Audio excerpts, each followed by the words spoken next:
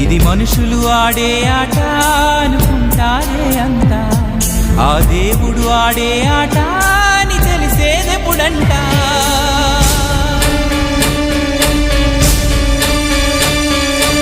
అయ్యో ఈ ఆటకి అంతే లేదుగా, అయినా లోకానికి అలుపే రాదుగా.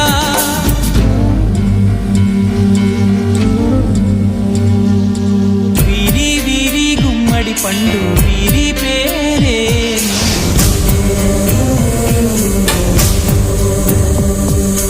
తాగుడు మూతల దండా కోరు వీరి పేరే.